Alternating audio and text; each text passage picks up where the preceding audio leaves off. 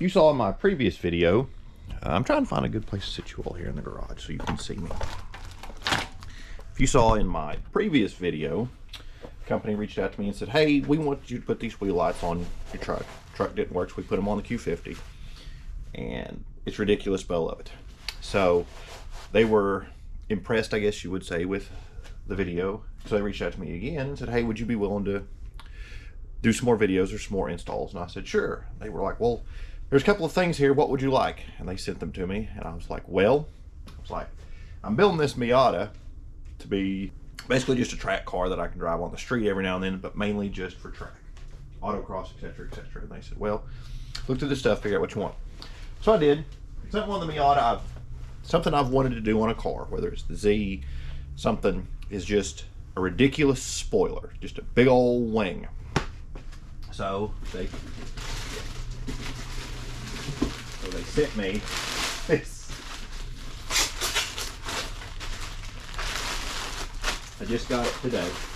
Got the box open, haven't even unwrapped it yet. So I'm trying to be careful with it. They sent me this big old,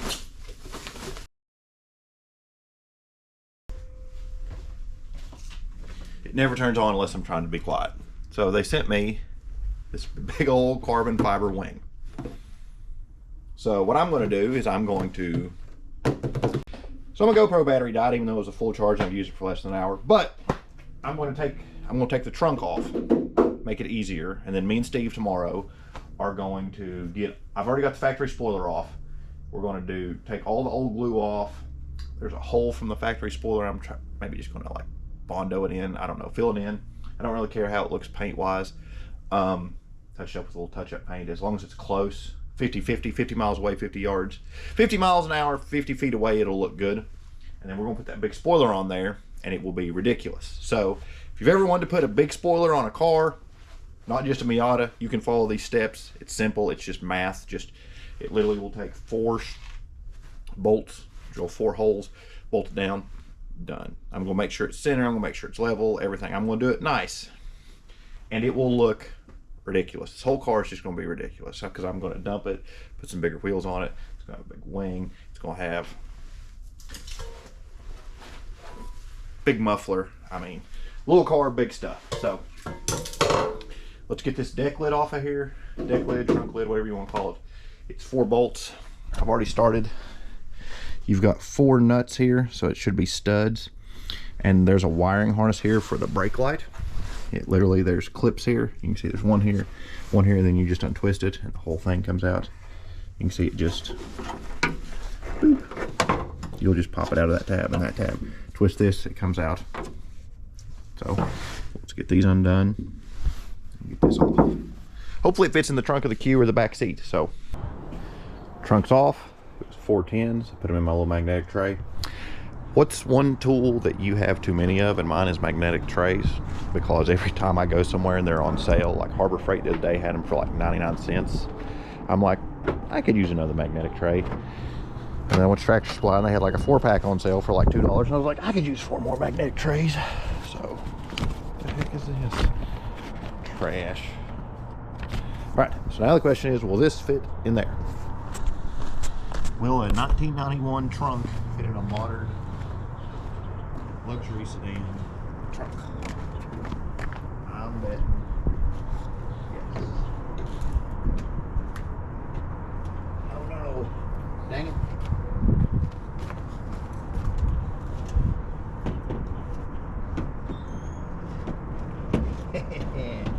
Yep. A 1991 Miata trunk will fit in a 2015 luxury sedan trunk. So, alright, so me and Steve will get started on this tomorrow. A brisk day out here. It's like 46 degrees. I was going to try and get Bondo in this, but I don't think it would dry as cold as it is out here. I've also worked and got a lot of this off. I'm going to take some food on, and I've got a random orbital with a polishing pad, maybe some rubbing compound, get that off. And once I get everything done, I may take this somewhere and see how much somebody would charge me to just depending on it, because this thing is beat up. Just see how much they charge me to just almost clay bar it, buff it, see if any of this can just be we just buff it really hard, cut it really hard, see if any of it will just polish out almost. And then here you can just touch that up, I hope. Maybe just paint a little square. I don't care if this is different than that, whatever. This thing's rough. You can see it's paint here, it's been sprayed a few times. But what we're doing now, this is the center, and roughly 12.5. That's like 24 and 15/16, so roughly 12.5 is the middle. So what we're going to do is do 12.5 here. We have to go 5 inches forward, so we'll do 12.5 and then 5 forward because of the piece underneath. Get the first hole, get them lined up, and then we'll do the second hole. What we're going to do,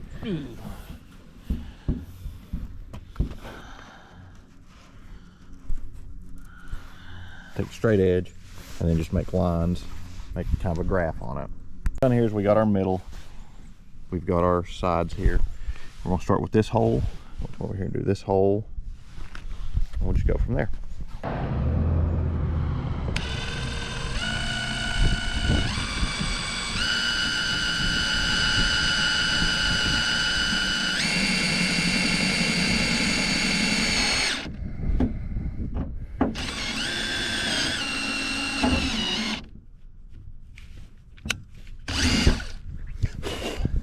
So we got everything measured.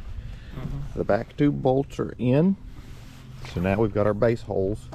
So now we'll take everything loose, measure for the front holes and drill them. We got everything done, got everything measured, and we're an 1/8 an inch. It needs to come an 1/8 an inch this way, but I'm not worried about an 1/8 an inch. Everything else is as straight as it's going to be. Like I said, I'm going to try and take this. I've got some rubbing compound, straighten this up, and then we'll figure out on a warmer day we'll fix this hole. And then I'll just get some touch-up paint and we'll touch it up. The whole deck needs to be painted, but I'm not that worried about it. So it's on. Like I said, I've got rubbing compound that'll take this off. I'm gonna take all this off, back off. I've got gasket maker towel, so I'm gonna put a bead of gasket maker on the inside here. That way nothing leaks, because I did put holes in here, I don't want to leak into the trunk. We did make one mistake, and it was on me. We were using a straight edge. And what happened was when I measured, I put the mark on this side, and it should have been on that side.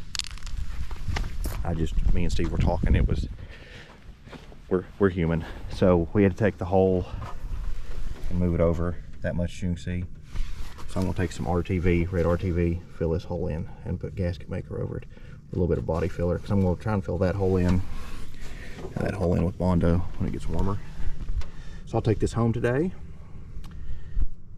4 tens and a wiring harness, and they'll be on the car and ready to go. So maybe another hour or 2 of work, not counting the body work, just taking it off, sanding everything down, putting the gasket maker on it. This was a lot easier than I thought it would be. I'd hate to see what a body shop would charge to do this. I wish I could have went further back, like almost put the back edge of it here, but like I said, there's no way to get in here because this is solid. And there's a hole here, right here, solid, and then I would have had to cut this whole hole out to come back here, or cut a hole here to go in and get the bolt in. So, oh well. So as you can see, the spoiler is on, trunk is on the car. I've been using a little bit of rubbing compound to get everything cleaned up. I need to go a little bit harder with it. I do have an orbital sander, like an orbital polisher. I'm going to try that too with a little bit of rubbing compound. It's weird how much there difference is there in paint here and here. This has definitely been repainted. This was a very easy install. I wish it had gone a little bit smoother, but that was me. I've never done anything like this, so this was a learning experience. It's a very good learning experience. So I like this. I cannot wait to see how it does once I get the car running. I should be about a week or so away from having it running. There's a few other little small things up there under the hood is going to be the biggest tackle, but everything else should be just simple stuff. I highly recommend this. Get one of these. It is a universal type spoiler. It definitely fits a 91 Miata very well. I do like the fact that it hangs over a little bit. That's nice. So thanks everybody. Make sure you hit that like and subscribe button, and it will look ridiculous.